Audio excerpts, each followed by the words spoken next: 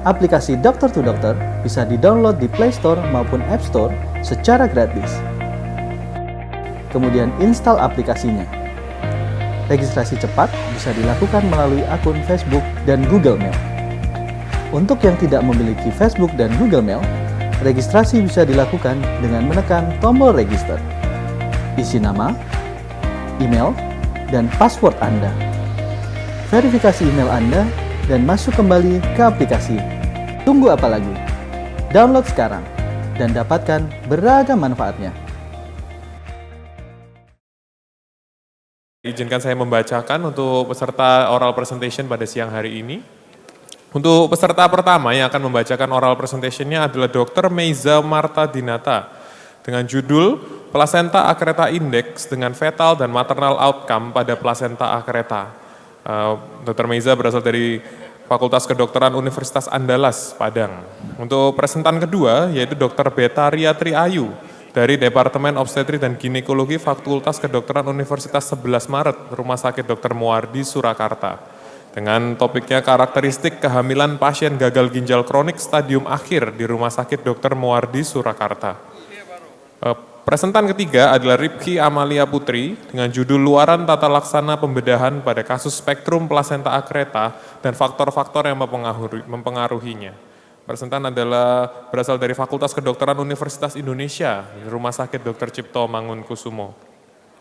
Untuk presentan keempat adalah Dr. Biondi Andorio Hosoga dengan judul Hubungan Antara Ibu Hamil dengan HIV Positif dengan Kejadian IUGR di RSUD Teluk Bintuni, Kabupaten Teluk Bintuni, Papua Barat.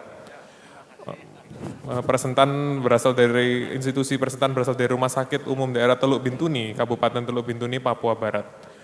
Dan presentan yang kelima adalah Dr. Rahman Nur dari Fakultas Kedokteran, Kesehatan Masyarakat dan Keperawatan Universitas Gadjah Mada dengan judul Karakteristik Pasien Placenta Accreta Spektrum yang dilakukan konservatif dan non-konservatif uterus di RSUP Dr. Sarjito, Yogyakarta. Kepada 5 presentan, kami mengharapkan agar boleh standby di bagian depan ballroom untuk bersiap-siap melakukan presentasi. Untuk sesi oral presentation pada siang hari ini akan dinilai oleh Dr. M. Aldika Akbar, Spesialis Obstetri Ginekologi Konsultan, serta Profesor Dr. John Wantania, Dokter Spesialis Obstetri dan Ginekologi Konsultan. Adapun untuk waktu presentasi oral presentation pada siang hari ini adalah 7 menit untuk presentasi oral diikuti dengan 3 menit sesi diskusi. Jika waktu sudah selesai, maka presentasi akan dihentikan dan dilanjutkan dengan sesi diskusi. Demikian selanjutnya sampai dengan peserta yang terakhir. Kami mengumumkan sedikit perubahan untuk penilai dari sesi oral presentation pada siang hari ini. Ada Profesor Dr. John Wantania, Dokter Spesialis Obstetri Ginekologi Konsultan, serta Dr. Ernawati, Dokter Spesialis Obstetri Ginekologi Konsultan. Kita akan memulai dengan sesi oral presentasi yang pertama. Kami mengundang kepada Dr. Meiza Marta Dinata agar boleh menyampaikan materinya mengenai Placenta Accreta Index dengan fetal dan maternal outcome pada Placenta Accreta. Diingatkan bahwa durasi presentasi adalah 7 menit dengan 3 menit untuk diskusi. Kepada Dr. Meiza, waktu dan tempat kami persilahkan. Assalamualaikum warahmatullahi wabarakatuh. Selamat siang, saya ucapkan kepada Dewan Juri dan seluruh peserta PIT Veto Maternal 21 Surabaya. Terima kasih atas kesempatannya. Saya Meiza Marta Dinata dari Bagian Obstetri dan Ginekologi Fakultas Kedokteran Universitas Andalas Padang. Pada kesempatan ini saya akan mempresentasikan penelitian mengenai correlation of Placenta Accreta Index atau skor PAI with maternal and fetal outcome among placenta accreta patient in Dr. M. Jamil Central General Hospital Padang.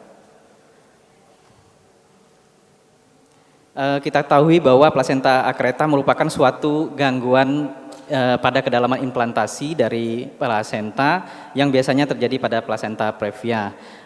Kasus placenta accreta ini semakin meningkat seiring dengan meningkatnya angka kejadian seksio cesarea, di mana pada tahun 1980 placenta accreta itu angka kejadiannya adalah 1:2500 kelahiran, dan meningkat pada tahun 2002 1:535 kelahiran.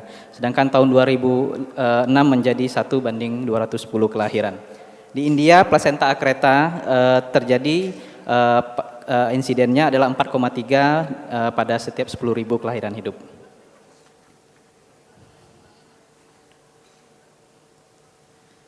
Placenta Akreta Index atau skor PAI ini merupakan suatu prediktor yang dapat memprediksi kejadian atau kemungkinan terjadinya plasenta akreta, di mana ada beberapa parameter yang digunakan, yaitu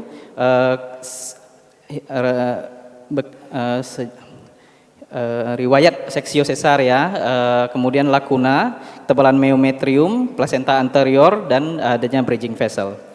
Penelitian dilakukan oleh Nelson dan rekan-rekan tahun 2016 menyimpulkan bahwa skor PAI lebih dari 4 atau 51% mengindikasikan suatu kejadian yang hampir pasti suatu plasenta invasif atau plasenta akreta.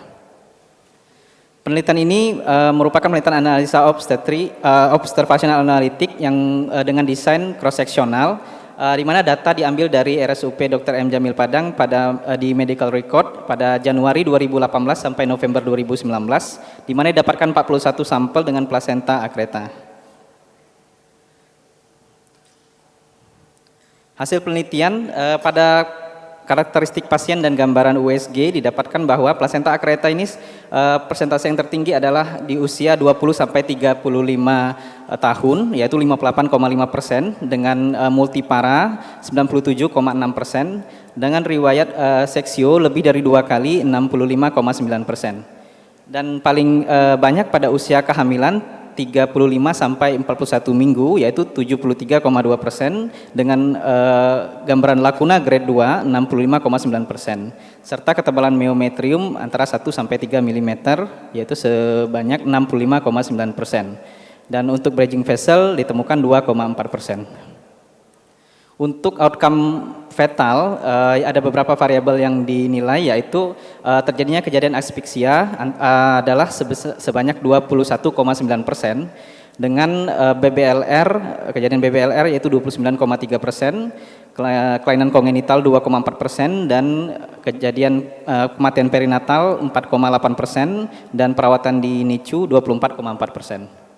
Untuk outcome maternal sendiri, yaitu variabel yang dinilai antara lain histerektomi, terjadi persentasenya yaitu 87,8%, untuk transfusi darah juga sama 87,8%, perawatan ICU 12,2%, kejadian ruptur buli yaitu 2,4%, dan dengan hasil PA yang terbanyak adalah plasenta akreta 51,2%. Untuk hubungan skor PAI dengan outcome fetal, yang pertama itu untuk aspeksia didapatkan dari analisa statistik nilai P 0,12, kemudian untuk BBLR 0,17, kelainan kongenital yaitu 0,34, dan perawatan NICU 0,12, dan kematian perinatal 1, di mana nilai P lebih dari 0,05, artinya tidak ada hubungan yang bermakna.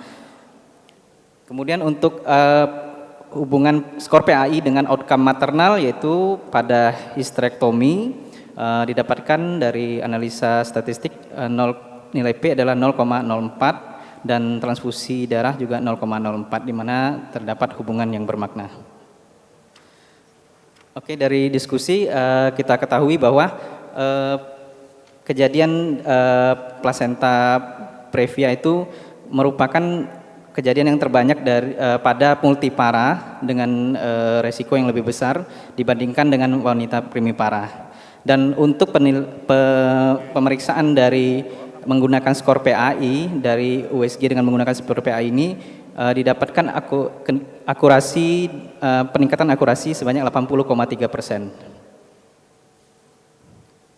Kemudian juga dari outcome fetal juga terdapat hubungan antara kejadian kematian dan kesakitan dari perinatal yang berhubungan dengan perdarahan antepartum pada plasenta, kelainan plasenta implantation. Untuk seperti yang dijelaskan tadi bahwa skor PAI ini berhubungan dengan kejadian histerektomi dan transfusi darah. Kemudian hal ini juga sejalan dengan penelitian dilakukan oleh Escoli tahun 2013. Dari kesimpulan yang dapat diambil dari penelitian ini adalah dari fatal outcome, insiden terjadinya asfiksia, PBLR dan perawatan NICU lebih tinggi pada skor PAI dari kelompok lebih dari 51%, sedangkan maternal outcome-nya terdapat hubungan yang signifikan antara skor PAI dengan kejadian histerektomi dan transfusi darah. Untuk kejadian perinatal, kematian perinatal sama pada kedua kelompok dan tidak terdapat kematian maternal. Demikian yang dapat saya sampaikan. Apabila ada kekurangan, saya mohon maaf. Wabillahi taufiq wal hidayah. Wassalamualaikum warahmatullahi wabarakatuh. Baik, kita berikan aplaus untuk Dr. Meiza. Untuk 3 menit ke depan, kami serahkan kepada juri, Dr. Ernawati dan Profesor John, untuk boleh memimpin diskusi dan tanya jawab. Terima kasih. Jadi mungkin mengenai penelitian ini, yang placenta accreta index ini kan sebenarnya prediktor untuk memperkirakan probabilitas terjadinya placenta accreta. Tapi di sini dipakai untuk melihat luaran maternal dan neonatal. Tapi mungkin untuk penekanannya sendiri kira-kira dari segi prediktornya ini kira-kira bagaimana? Maksudnya dari beberapa item untuk memprediksi placenta accreta itu mungkin yang kurang ditampilkan di sini. Boleh dijelaskan? Terima kasih. Terima kasih, Prof. Sesuai dengan penelitian yang kita lakukan, bahwa dari penelitian dilakukan oleh Escoli tahun 2016 disebutkan bahwa skor PAI yang di atas 4 atau lebih dari 51% itu merupakan kejadian yang hampir pasti dapat memprediksi terjadinya placenta accreta. Kemudian dari penelitian ini didapatkan bahwa dengan kita kelompokkan bahwa ada skor placenta accreta lebih dari 51% dan kurang dari 51%, menunjukkan hubungan yang bermakna terjadinya histerektomi, kemudian transfusi darah terhadap outcome maternalnya. Jadi kemungkinan terjadi memang dapat dikatakan bahwa dengan skor PAI lebih dari 51% itu resiko terjadinya placenta accreta sangat tinggi. Terima kasih. Saya menyambung pertanyaannya Prof. John tadi. Ya. Tapi di sini tidak dituliskan berapa yang benar placenta accreta, berapa yang enggak dari skor itu. Maksudnya begitu. Hasil apa? Dari hasil penelitian ini ada enggak berapa yang benar dari skor yang tinggi, dari skor ini lebih dari 51 dan kurang dari 51 itu berapa yang benar accreta dan berapa yang enggak? Oh, ya. Ada di ininya dok, yang hasil PA-nya dok. Hasil PA itu yang kita dapatkan cuman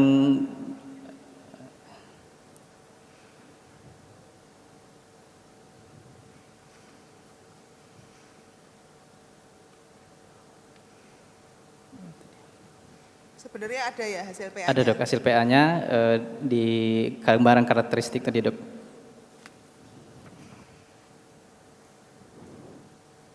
Ini 21, frekuensinya 21 atau 51,2%.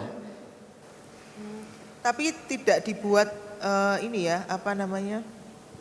tabel yang masuk di skor PAI-nya berarti enggak, tidak masuk dok. Harusnya dimasukkan, itu kan akan menunjukkan apakah hasil ini berkorelasi atau tidak. Artinya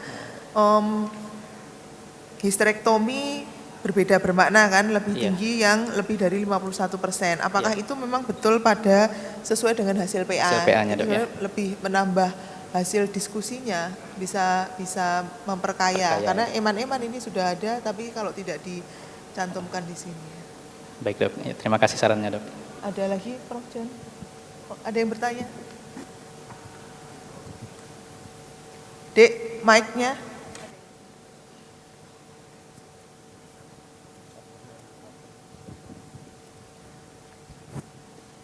Assalamualaikum warahmatullahi wabarakatuh. Waalaikumsalam. Saya Asep dari Banjar, Jawa Barat. Itu menurut maternal outcome, histerektomi itu ada 36. dan yang tidak itu 5. Itu yang 5 itu kalau ingin tahu itu apakah dengan cara apa, atau ditinggalkan plasentanya, atau diikat dari cabang-cabang pembuluh darah yang naik ke uterus. Saya mohon penjelasannya. Terima kasih. Terima kasih, Dok. Untuk yang maternal outcome yang tidak dilakukan histerektomi, kemungkinan besar dari dilakukan setelah melahirkan bayi, plasenta itu dapat dilepaskan, Dok. Artinya prediksi dari plasenta akreta itu tidak begitu tepat. Artinya plasenta itu dapat dilepaskan dan tidak perlu dilakukan histerektomi. Jadi artinya tidak semua ini. Jadi sampelnya 41 tapi hasil PA-nya hanya 30. Ya. 24. 24. 24. 25, Dok. 24, Dok. Ya, sebetulnya ini dicocokkan karena terkait dengan pertanyaan tadi yang ini kok enggak dilakukan histerektomi, berarti mungkin yang betul diagnosis akretanya seberapa dicantumkan. Berarti yang ada mungkin yang tidak di PA karena tidak akreta, tidak di histerektomi atau tidak diambil sampelnya. Siap, Dok. Baik, Dokter, kami mengingatkan waktu untuk Dr. Meiza sudah habis. Baik, kita berikan aplaus sekali lagi untuk Dr. Meiza. Terima kasih untuk presentan yang pertama. Kemudian kami mengundang presentan yang kedua, Dr. Betaria Triayu, untuk boleh maju ke depan dengan judul karakteristik kehamilan pasien gagal ginjal kronik stadium akhir di Rumah Sakit Dr. Muwardi Surakarta. Presentasi dipersilahkan dengan durasi 7 menit. Assalamualaikum warahmatullahi wabarakatuh. Selamat siang, terima kasih atas kesempatan yang telah diberikan. Perkenalkan, saya Betaria Triayu dari Fakultas Kedokteran Universitas 11 Maret.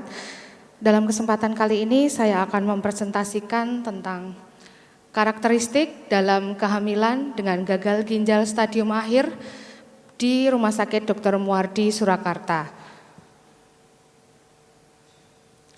Kehamilan dengan gagal ginjal stadium kronik mempunyai pengaruh besar terhadap mortalitas dan morbiditas dari ibu, yaitu dapat terjadinya preeklamsi, hipertensi kronik, dan anemia.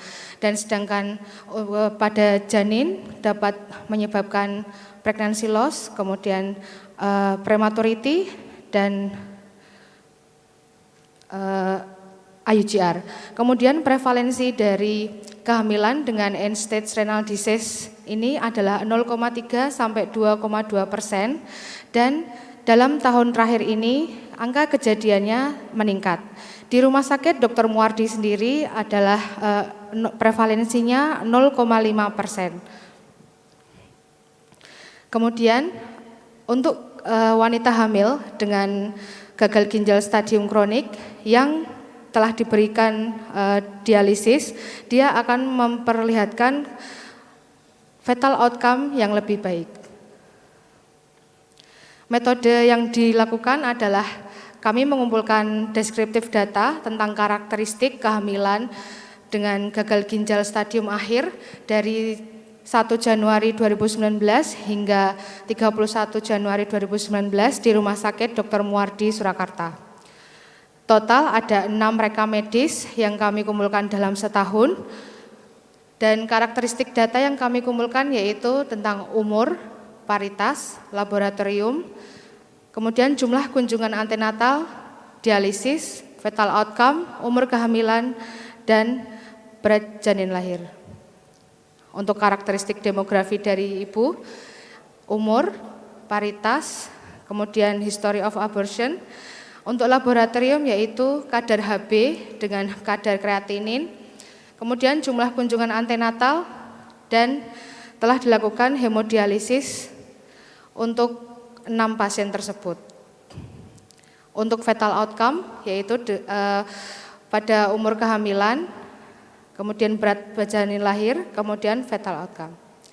Untuk hasilnya dari 6 kehamilan dengan gagal ginjal stadium akhir, terdapat rentang usia yaitu antara 21 sampai 34 tahun, itu 4 orang yaitu 67%, kemudian multiparitas dengan riwayat aborsi sebelumnya 4 orang 67%, Dan untuk laboratorium didapatkan data kreatinin lebih dari 5 mg per desiliter yaitu 5 orang 83%, dan nilai kadar hemoglobin kurang dari 10 gram per desiliter didapatkan pada semuanya yaitu 100%. Kemudian jumlah kunjungan antenatal care 6 orang, yang pada 6 orang ini 2 orang telah melakukan kunjungan antenatal care di Poli Rumah Sakit Dr. Muardi lebih dari 4 kali. Kemudian untuk dialisis, dari 6 orang tersebut telah dilakukan dialisis dan ada 1 pasien yang sudah melakukan dialisis lebih dari 2 tahun. Untuk perinatal outcome, dari 4 bayi ada aborsi, keguguran. Untuk 1 bayi lahir dengan prematuritas dan 1 bayi lahir pada umur kehamilan 37 minggu dengan berat badan lahir 1.800 gram. Untuk kesimpulannya, kehamilan dengan gagal ginjal stadium akhir di Rumah Sakit Dr. Muardi Surakarta mempunyai karakteristik yang berbeda-beda. Sedangkan kehamilan dengan gagal ginjal stadium kronik ini berhubungan erat dengan luaran kehamilan seperti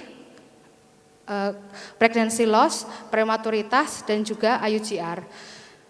Kemudian 1 pasien itu dapat sampai ke kehamilan umur aterem itu karena dia melakukan rutin hemodialisis untuk 20 jam selama seminggu, dan dia juga sudah merupakan melakukan kunjungan antenatal care di Poli Rumah Sakit Dr. Muardi dan multidisiplin. Jadi di Poli Kandungan, dan kita bersama dengan tim nefrologi dari TS Penyakit Dalam.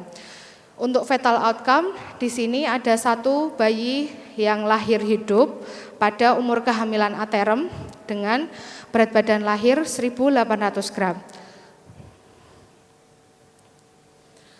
Terima kasih. Baik, kita akan melanjutkan dengan sesi diskusi. Pada penilai, waktu dan tempat kami persilahkan. Ada pertanyaan dari audiens?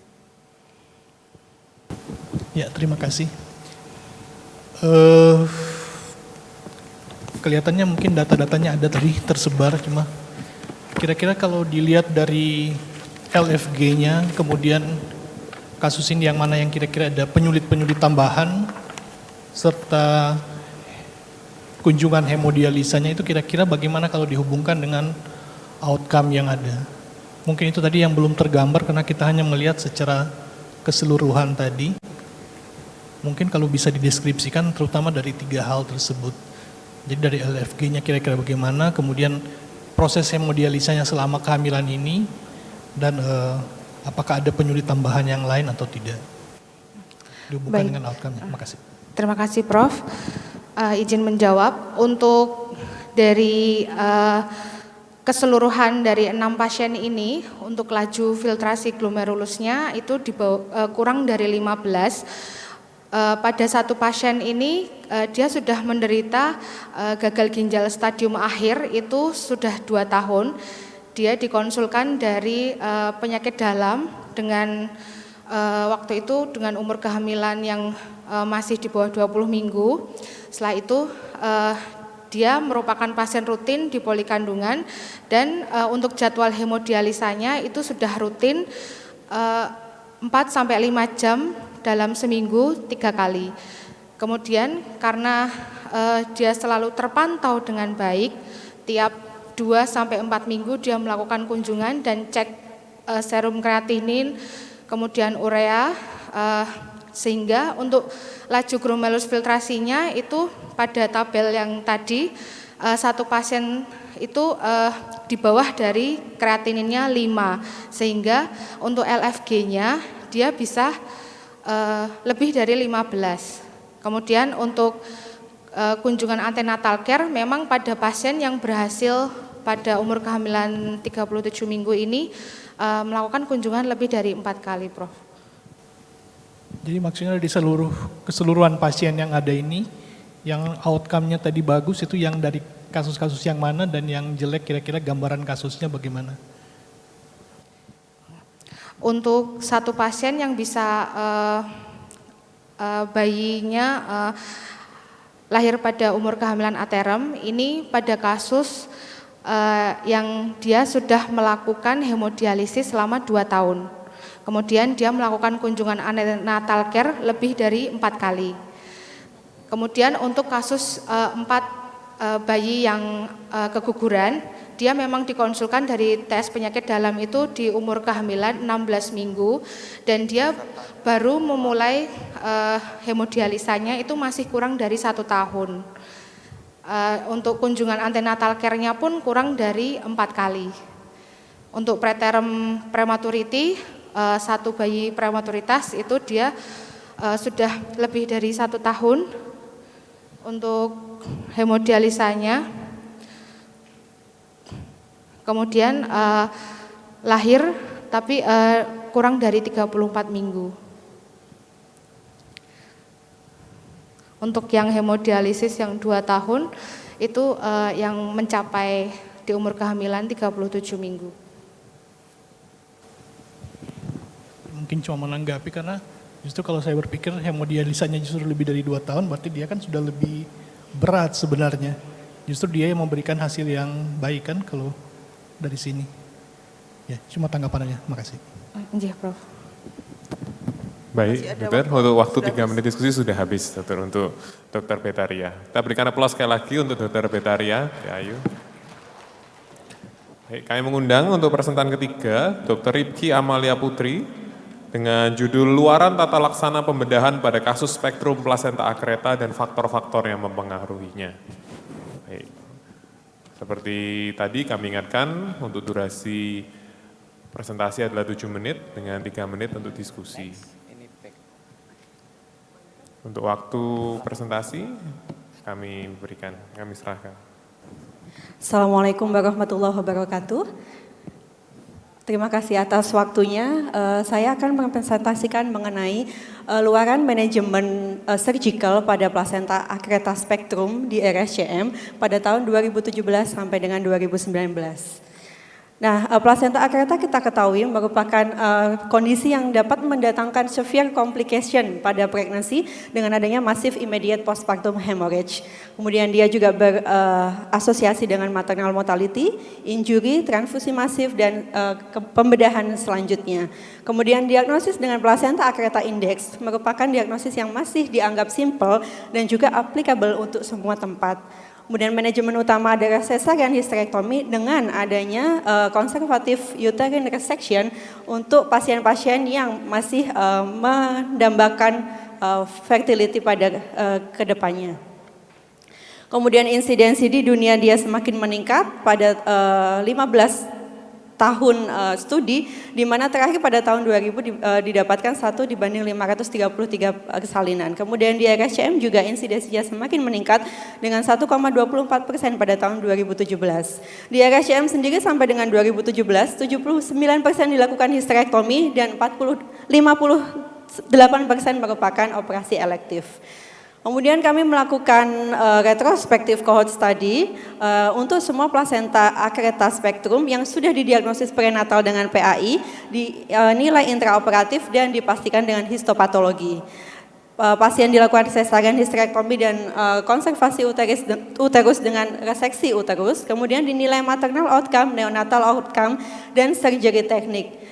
Komplikasi yang dinilai adalah komplikasi selama operasi dan juga komplikasi post-operatif. Berikut adalah variabel-variabel yang kami nilai, yaitu prenatal variabel dan surgery factor.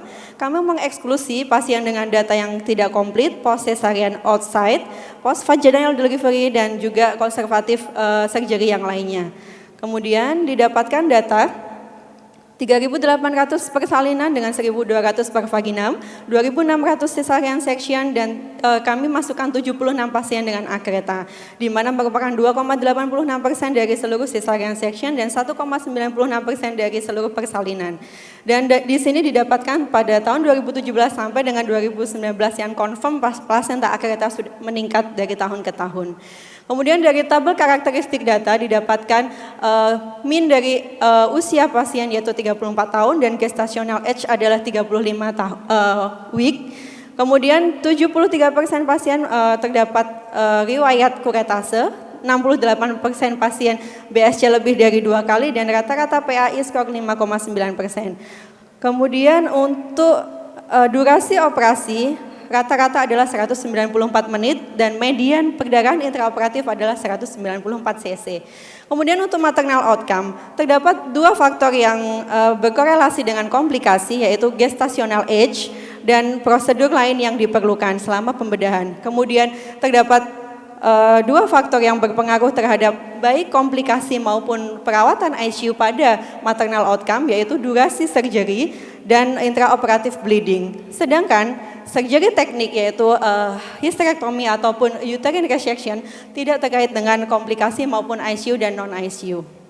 Kemudian untuk hysterectomy dan uterine resection terdapat perbedaan mean dari PAI score di mana untuk hysterectomy mean-nya adalah 6,5 dan uterine resection adalah 5,2. Kemudian faktor intraoperatif yang terkait adalah intraoperative finding, placental separation, prosedur hemostasis, durasi surgery dan intraoperative bleeding. Sedangkan bisa dilihat bahwa kebutuhan transfusi dan length of stay pada hysterectomy dan uterine resection tidak ada perbedaan bermakna.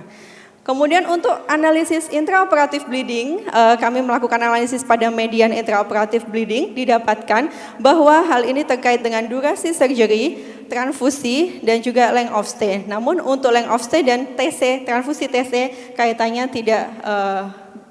tidak berkaitan erat atau berkaitan sedang.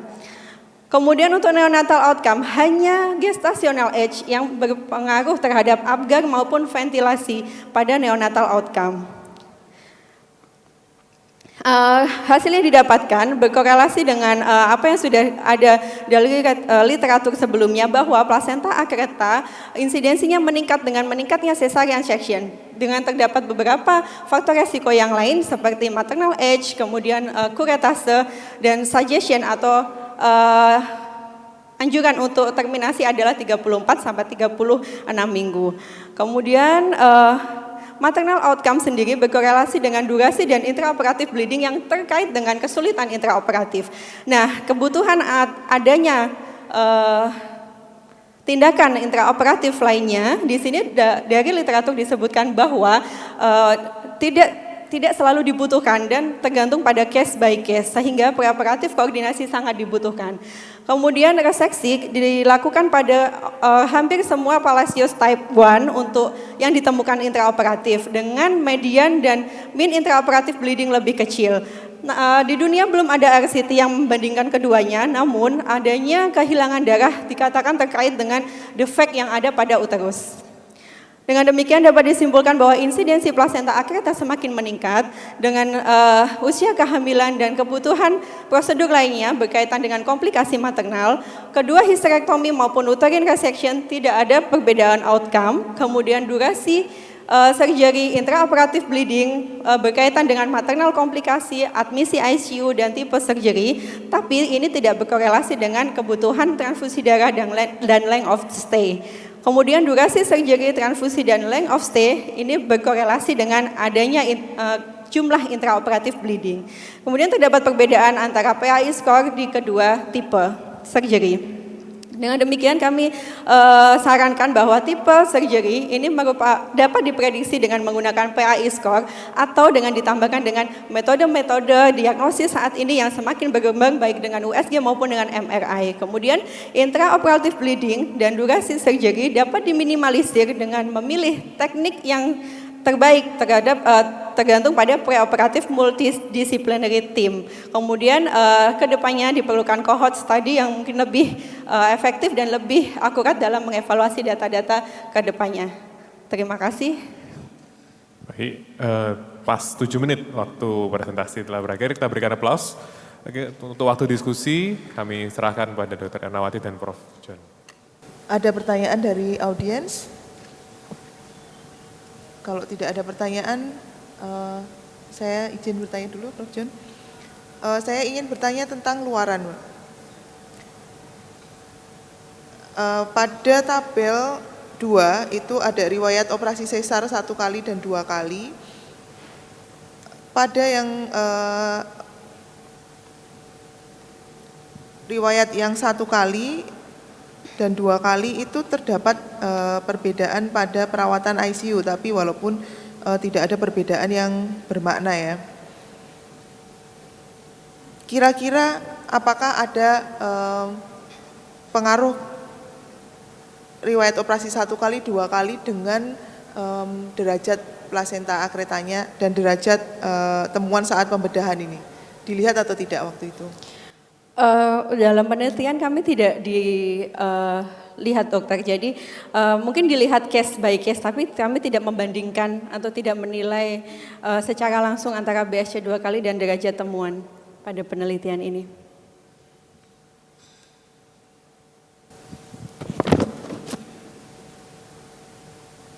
Jadi pada penelitian ini derajat dan implantasi di mana tidak dinilai yang tidak berpengaruh terhadap komplikasi ya, tapi lama pembedahan dan perdarahan yang merupakan yang mempengaruhi faktor luaran maternal.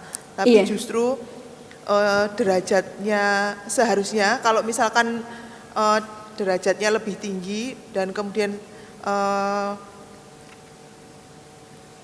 temuan saat pembedahan itu di S1 atau S2 akan mempengaruhi tingkat kesulitan operasi, dan lama pembedahan itu berhubungan dengan outcome, tapi lama pembedahan berhubungan dengan outcome tapi grading tidak mempengaruhi. Iya, secara langsung temuan intraoperatif pada penelitian ini angkanya dengan P0,42 dokter, tidak mempengaruhi, tidak berhubungan. Namun ya dengan adanya hipotesis secara teori seharusnya dengan intraoperatif bleeding didapatkan luasan atau tingkat kesulitan lebih tinggi yang akan memperlama lama operasi dan akan meningkatkan intraoperatif bleeding dan outcome-nya akan berpengaruh. Namun secara langsung kami bandingkan dua variabel ini tidak berkaitan.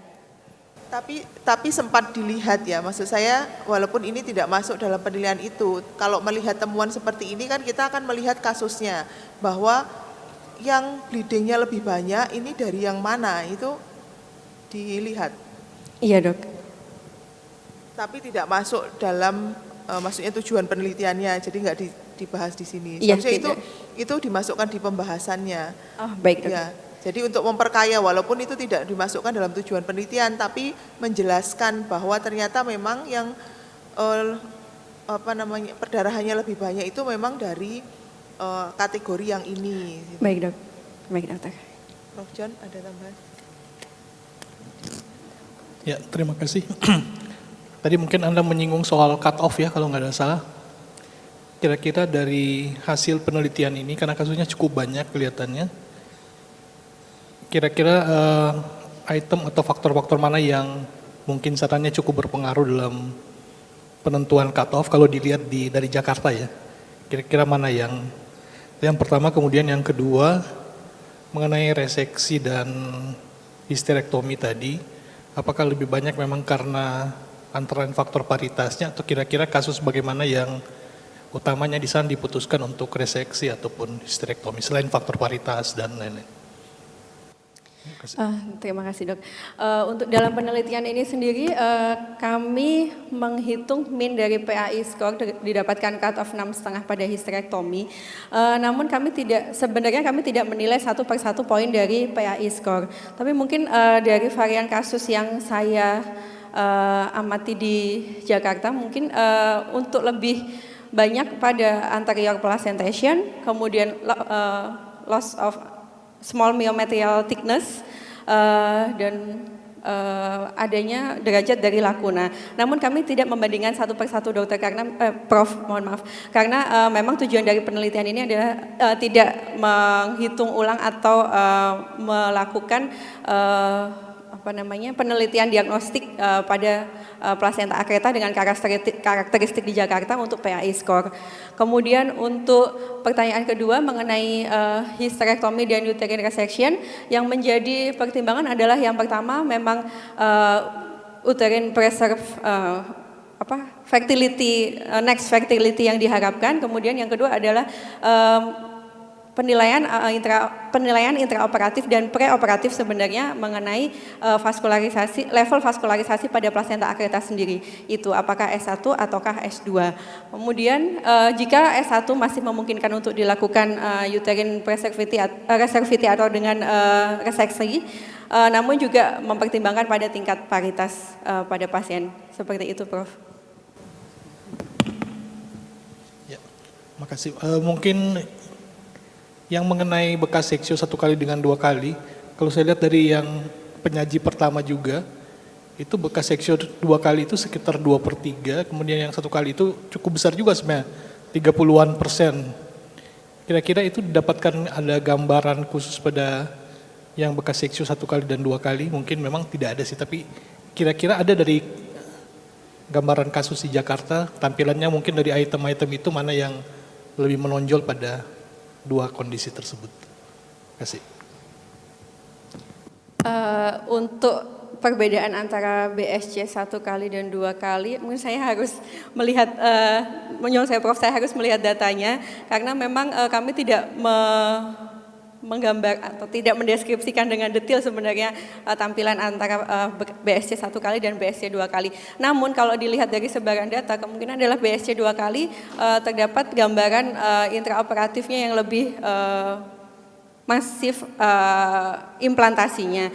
Namun ada kadang 1 atau 2 pasien yang tidak BSC pun ada gambaran yang intraoperatifnya didapatkan implantasi yang dalam. Jadi saya tidak bisa menjelaskan pada kesempatan ini. Terima kasih, Prof. Baik, mungkin itu waktu diskusi yang untuk dokter. Mari kita berikan applause untuk presentan yang ketiga. Oke, kita akan melanjutkan dengan presentan yang keempat dengan Dr. Biondi Andorio Hosogal dengan judul Hubungan Antara Ibu Hamil dengan HIV Positif dan Kejadian IUGR di RSUD Teluk Bintuni, Kabupaten Teluk Bintuni, Papua Barat. Untuk durasi waktu presentasi adalah 7 menit, dipersilahkan.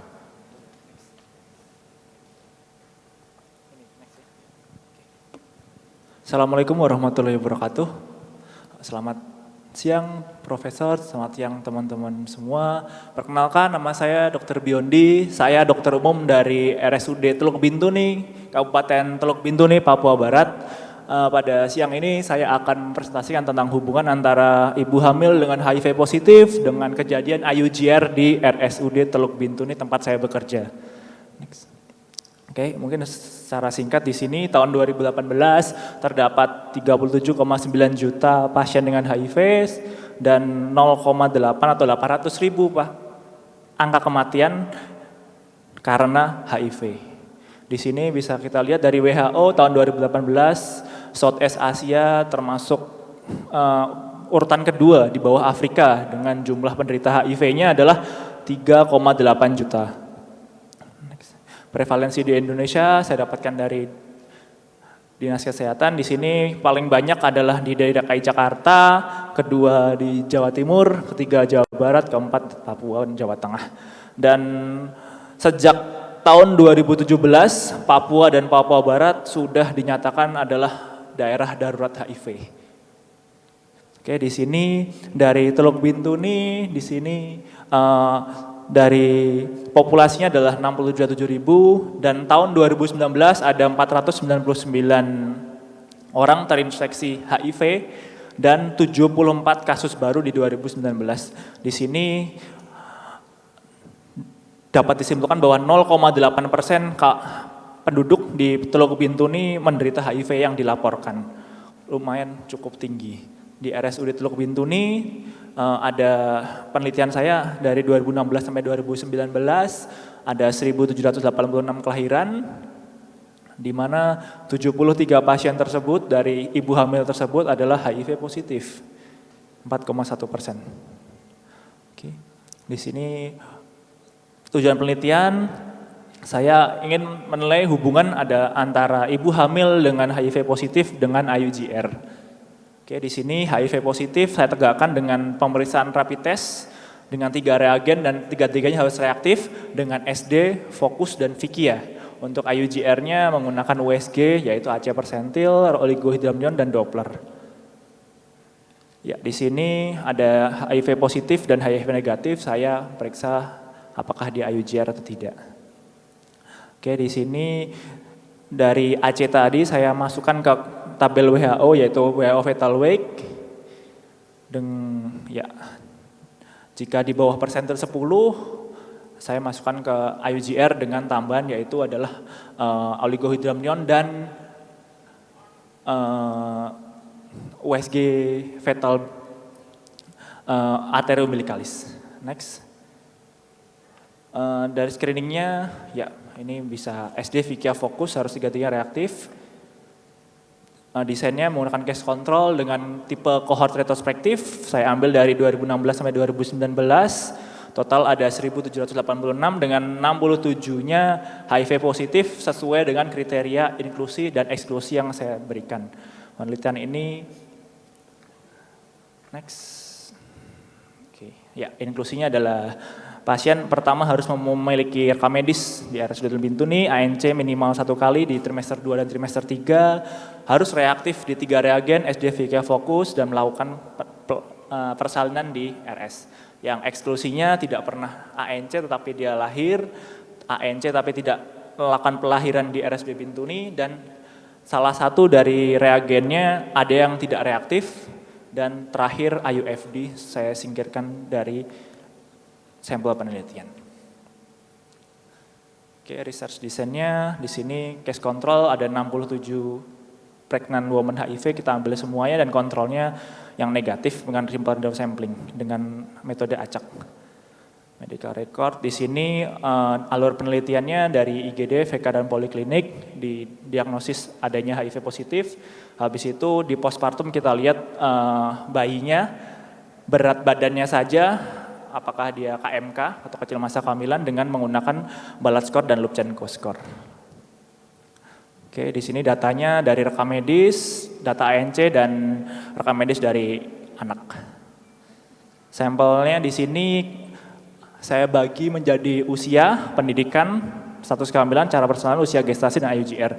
Di sini didapatkan adalah yang HIV reaktif, yang terbanyak adalah usia 25 sampai 35 tahun sesuai dengan penelitian dari Kemenkes, yaitu usia produktif. Dan di sini bisa dilihat bahwa usia yang di bawah 25 tahun dengan usia di atas 35 tahun, yang 25 tahun ke bawah lebih tinggi daripada yang 35 tahun.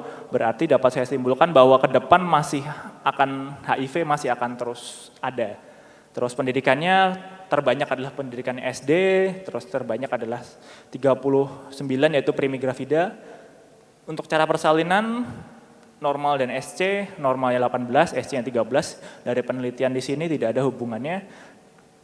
Dan yang terakhir adalah IUGR-nya dengan HIV-nya yaitu HIV reaktif ada 22 IUGR dan yang tidak IUGR adalah 45. Oke, dengan komorbid yang pertama terbanyak adalah anemia, VDRL reaktif, TBC, malnutri, eklamsi, dan preeklamsi. Di sini data processingnya saya menggunakan SPSS dengan metode Chi-square, saya melihat P dan odds ratio-nya. Di sini P-nya 0,04 dari IUGR dan HIV-nya, menandakan dia ada hubungan yang bermakna antara ibu dengan HIV dengan bayi, ibu dengan HIV dan janin yang IUGR. Oke, resultnya ya di sini ibu hamil memiliki hubungan dengan IUGR dan ibu hamil dengan HIV positif 2,8 kali lebih tinggi insidennya daripada HIV negatif dengan IUGR-nya. Jadi ibu hamil HIV positif dia lebih beresiko 2,8 kali daripada yang HIV negatif. Oke, di sini dan ini juga sesuai dengan penelitian yang dilakukan oleh Katia Kestetbon tahun 2000 di Afrika. Dia juga meneliti HIV dengan IUGR, tetapi dan hasilnya sama-sama bermakna positif dengan P-nya 0,01. Oke, baik, ada keterbatasan penelitian. Demikian waktu sudah habis 7 menit untuk presentasi. Sebentar. Keterbatasan penelitiannya yaitu kita tidak menganalisis bagaimana hubungan antara komorbid dengan IUGR-nya, terus tidak melihat faktor lain selain berat badan untuk bayi after lahirnya, dan peneliti tidak melihat status ARV dari ibu hamil tersebut. Baik, waktu sudah habis. Kami kembalikan kepada juri penilai untuk dapat memberikan pertanyaan dan mulai diskusi. Ya, terima kasih. Mungkin ada tambahan atau pertanyaan untuk Ada saya. pertanyaan dari Prof. Heri?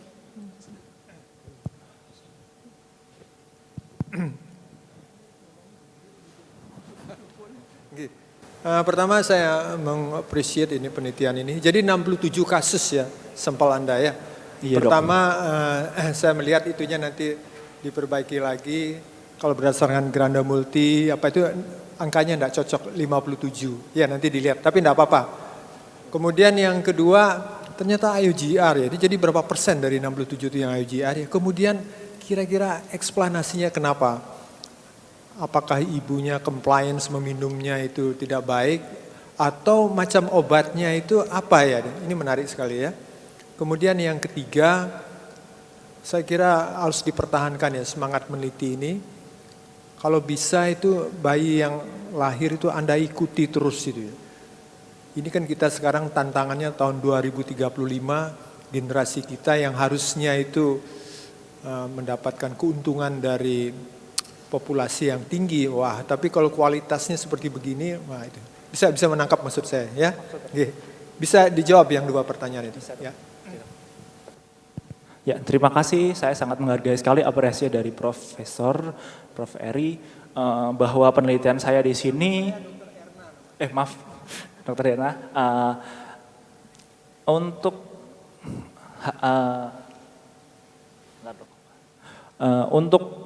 seperti kenapa banyak IUGR pada HIV positif dan IUGR-nya untuk kita belum itu masuk keterbatasan penelitian saya dok. Jadi saya tidak meneliti status gizinya, saya tidak meneliti anemianya, si VDRL positif atau tidak, karena dari literatur yang saya baca dengan ilmu saya, ini ibu hamil dan yang menjadikan dia IUGR, dia tidak berdiri sendiri dok, ada banyak komorbid atau faktor-faktor penyertanya yang dia membuat IUGR, bukan HIV saja, karena ada beberapa penelitian yang ibu hamilnya HIV positif tetapi anak bayinya tidak IUGR, SGA, bahkan mungkin AGA karena mungkin dari nutrisi dan kawan-kawan. Terus taruh dari sini ada hubungannya, kalau dari penelitian saya ada sekitar 30% ibu hamil dengan HIV itu IUGR. Kenapa seperti itu?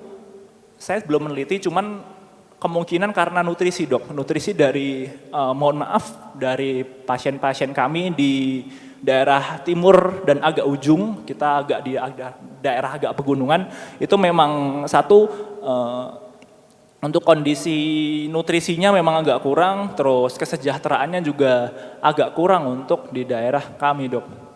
Terus yang kedua, angka IMS di Papua itu lumayan tinggi dengan multifaktorial. Mungkin seperti itu dok. Ya gitu saran saya ya, tetap dipertahankan semangat menelitinya ya. Ini dilanjutkan itunya Anda, menarik sekali ini. Ya. Iya dok.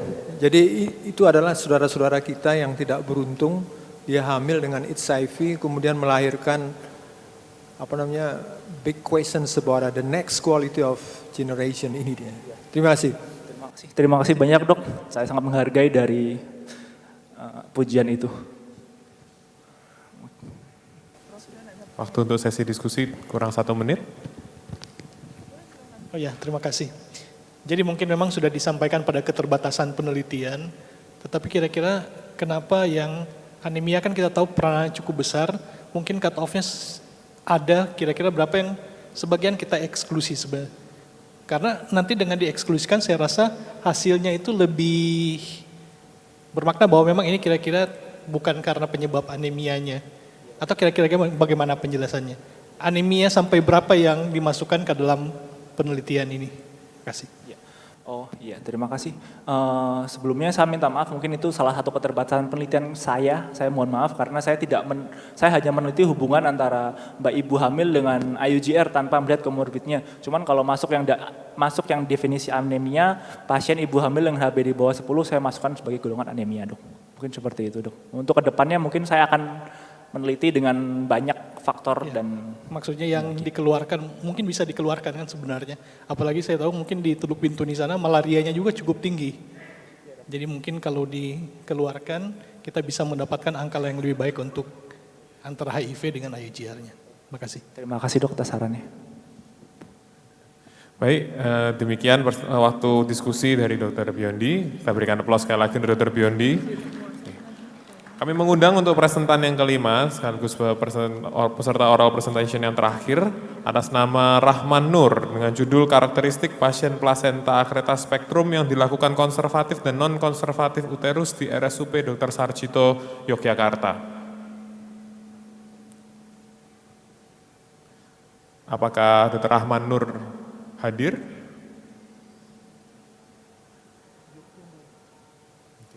Baik, saya panggil sekali lagi, jika tidak hadir maka presentan dinyatakan gugur. Kami mengundang Dr. Rahman Nur dengan judul presentasi karakteristik pasien plasenta akreta spektrum yang dilakukan konservatif dan non-konservatif uterus di RSUP Dr. Sarjito, Yogyakarta. Baik, karena yang presentan tidak hadir, maka dengan ini presentan dinyatakan gugur. Demikian adalah akhir dari sesi oral presentation pada siang hari ini. Kami mengundang untuk para penilai dengan para peserta untuk dapat maju naik ke panggung untuk foto bersama.